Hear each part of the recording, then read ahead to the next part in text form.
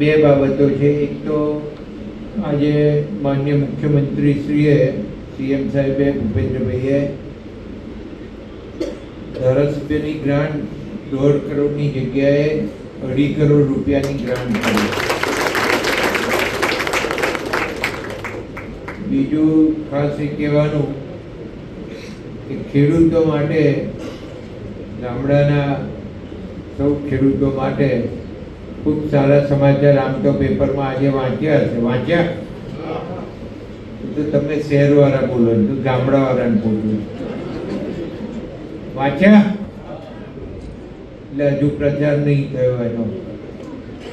તો નવી શરતમાંથી જમીન જૂની શરતમાં ફેરવવા માટે, એને કરવા માટે આપણે જે કંઈ પૈસા ભરવા પડતા હતા એ ગઈકાલથી ઓર્ડર થયો અને એ બંધ થઈ ગયું.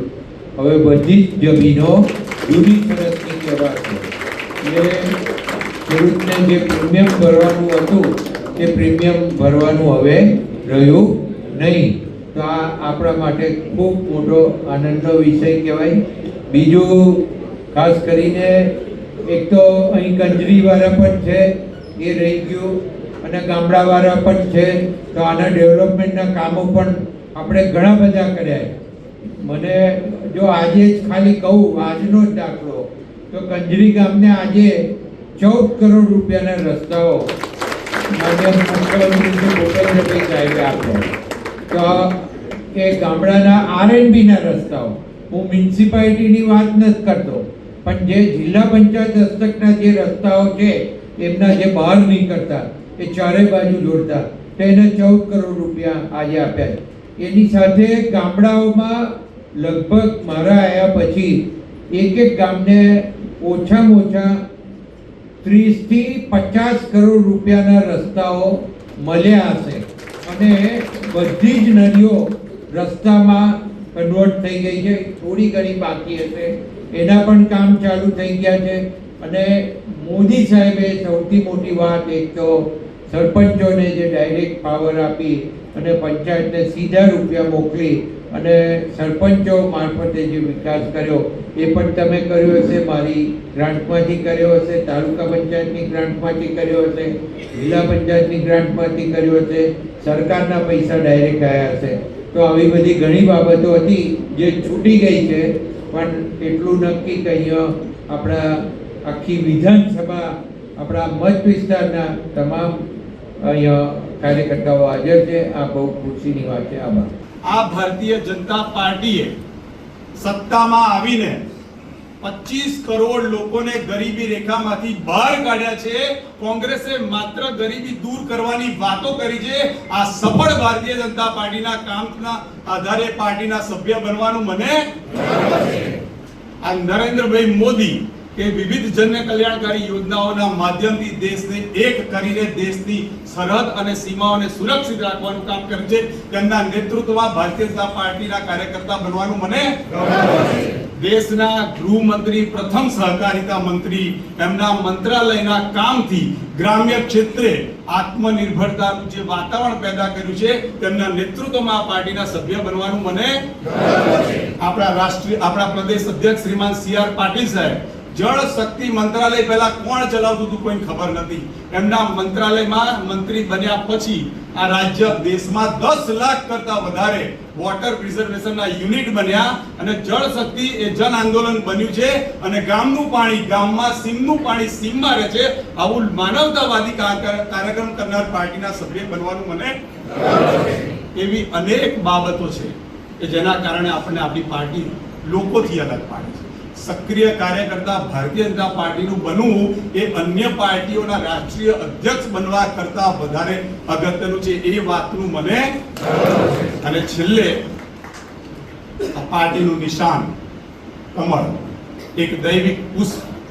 1980માં જ્યારે પાર્ટીની રચના થઈ હશે પંકજભાઈ, ત્યારે જેના મનમાં વિચાર આવ્યો હશે કે આ પાર્ટીનું નિશાન આપણે કમળ રાખીએ ને, એ એક દૈવી સંકેત હશે. કારણ કે આ સૃષ્ટિના સર્જન પહેલા જો કોઈ એક પુષ્પનું સર્જન થયું, ઉદ્ભવ થયું, તો એ કમળ છે.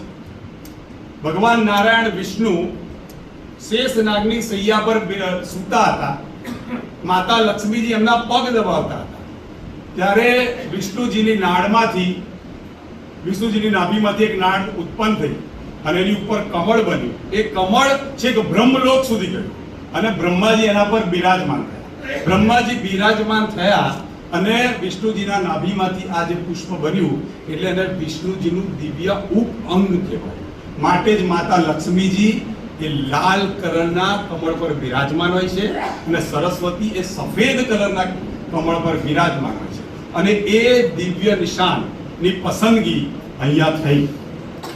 બ્રહ્માજીએ મહેશ કાકા કમળ પર બેસીને એમને જે પ્રથમ વિચાર આવ્યો એ આ સૃષ્ટિના સર્જનનો વિચાર આવ્યો અને એના સેંકડો દાયકાઓ વર્ષો પછી ભારતીય જનતા પાર્ટીની સ્થાપના થઈ. એના 35 વર્ષ પછી વૈશ્વિક લોકપ્રિય નેતા નરેન્દ્રભાઈ મોદી દેશના વડાપ્રધાન બની અત્યારે નવ ભારત સર્જનનું કાર્યક્રમ કરી રહ્યા છે. માટે આ પાર્ટીના સભ્ય બનવાનો મને મારું પાઈ લીધું તો પૂછ્યું કે કેમ બધા ભેગા થયા?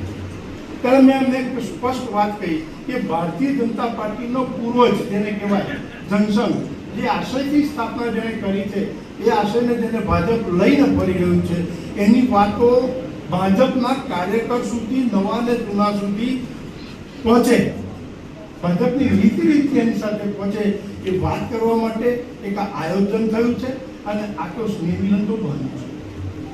કારણ કે ભારતીય જનતા પાર્ટીને ચલાવવાની આપણે છે, આપણે બધા કાર્યકરો ચલાવવાની છે. હું મારા ઘણી વખત ચૂંટણીના ભાષણોમાં કહેતો હોઉં છું કે નરેન્દ્રભાઈ પ્લેટફોર્મ તરીકે આપી છે, સારું કામ કરશે, લોકોના મગજમાં કરશે, કોઈક નાની બહેન હશે, કોઈ દીકરી હશે, એનો ક્યાંક ચાલો સાહેબ નહીં, કોઈક યોજનાના હિસાબે બચ્યો હશે, એ પણ નરેન્દ્રભાઈને બાપ જેવા ગણતા હશે. પણ જ્યારે વોટિંગ આવે ને ત્યારે ઘરમાંથી લઈને બુથ સુધી પહોંચાડવાનું કામ આપણે સૌ કરીએ છીએ. તમારા જે સૌ કાર્યકરો કરે છે એને માટે હું સતત તમને બધાને અમારા સૌ કાર્યકરોને ધન્યવાદ આપતો હોઉં છું. ત્યારે મારે જે વાત કરી છે, આપણે સ્થાપના 6 એપ્રિલ 1980 મુંબઈ મુકામે સંમેલનમાં થઈ, પણ આપણો તો ઇતિહાસ તેથી પણ જૂનો છે. આમ જોવા તો સંઘ પરિવાર 1925 થી શરૂ થાય અને ભારત આઝાદ થયો અને પ્રથમ ઇલેક્શન 1952 જે પહેલોની વચગાળાની સરકાર બની, જવાહરલાલ નહેરુના વડાપ્રધાન બની છે અને એમાં આપણા શ્યામાપ્રસાદ મુખર્જી ભારે ઇન્ડસ્ટ્રી જેને કહે હેવી ઇન્ડસ્ટ્રીના મિનિસ્ટર બન્યા. हमने કહ્યું કે આ पथ का अंतिम लक्ष्य नहीं है सिंहासन पर चढ़ते जाना, सब समाज को ये साथ में आगे बढ़ते जाना.